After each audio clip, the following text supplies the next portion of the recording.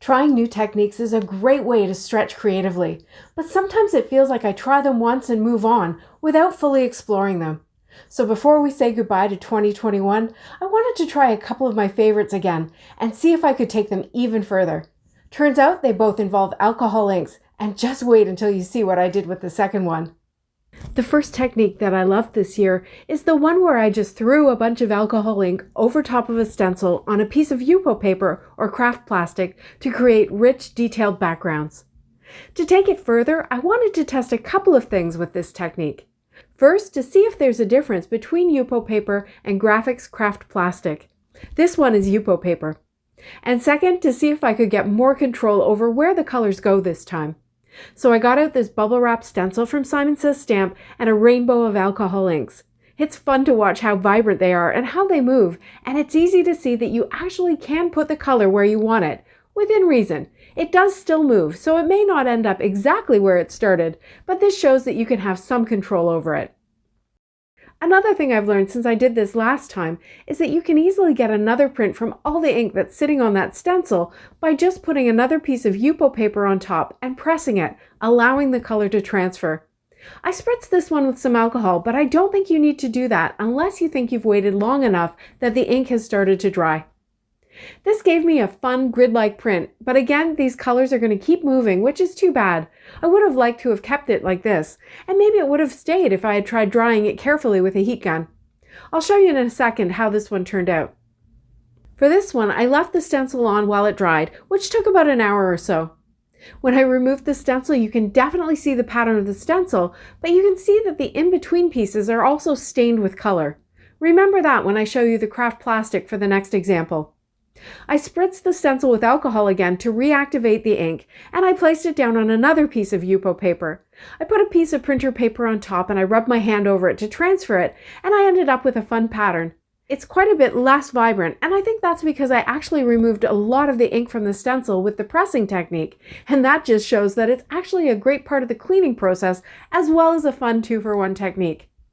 Now, just to see how much ink was really there, I actually spritzed this one again, and I placed it back down slightly offset, and I did get even more ink off the stencil, so it's actually a fun and easy 3-for-1 technique.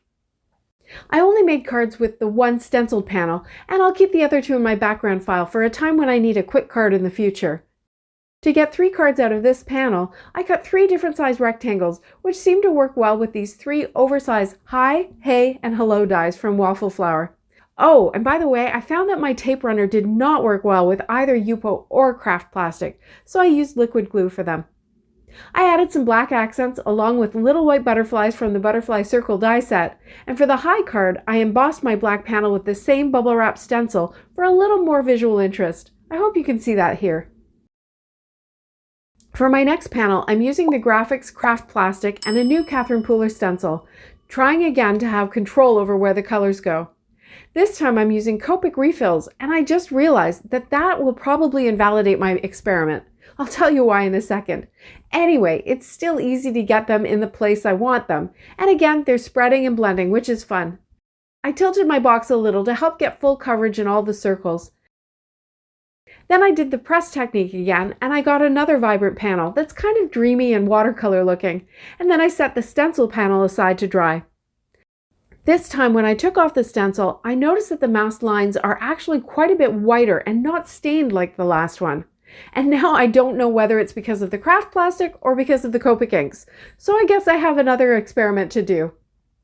I spritzed the stencil with some alcohol and I put it down to get another print, and this one's quite pretty. To finish these cards, I used the Waffle Flower Oversized thank you dies. Both of these oversized word die sets come with shadows, and they're the perfect, quick and easy way to finish a card with any gorgeous background you have. And I love this classic friendly font. I created a square card with the thank you popped up with a black shadow to help it stand out. And for the second card, I created a side folding Z fold with the thanks on the smoother background and the stenciled background on the left. There's still plenty of room to write in the center, and this fun fold just makes it a nice change from a regular card. Now the other technique I wanted to revisit was the salad spinner. Remember this one?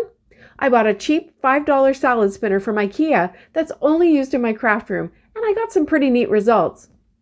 But a number of you commented wondering if I could capture some of the ink that gets spun around onto the edges of the spinner itself, and what a brilliant idea that turned out to be. You still need a piece of paper in the basket to hold the ink that's going to spin, and the first time I tried placing a strip of Yupo on the inside of the basket. And when I spun it, nothing. Not even a good spin on the cardstock square in the bottom. Disappointing, but hey, we don't give up that easy. I tried adding more ink and some alcohol. I got a better square this time, but still nothing on this strip. Like, what the heck, man? I tried a smaller square of paper inside the basket just in case that was it. Nope. And I sat there and I thought, I can see the ink on the outside of the salad spinner, so why isn't it getting on the paper? I decided to try the strip on the outside of the basket, and that gave me something. It was pretty ugly, but it was something. I gave it one more try, this time with primary colors, red, yellow, and blue. And this time I did them one at a time. So, red, spin, yellow, spin, blue, spin. This time I got something I thought I could work with. Because of the circular shape of the salad spinner, it was kind of curved on the strip, but that's no problem. I just put the strip back in, upside down, and I did it again. Red spin, yellow spin, blue spin. This gave me a really neat looking strip, and yes, there's a big brown patch there, but the rest of it is actually quite usable, even though it's an unusual shape. I trimmed this down into 3 pieces and I created 2 cards. The first one with the larger piece simply framed in black and popped up with that waffle flower high die cut, and the second one is a Z fold. I trimmed the hello word and its shadow into 2 pieces so that they can separate when it opens like this, which I thought was kind of fun. I think that these cards show that it really is worth revisiting techniques, even if they're old favorites, to experiment further and put new twists on them. It doesn't always go the way you thought or hoped, but you might just end up with something you're really happy with. Thanks so much for watching. See you next time.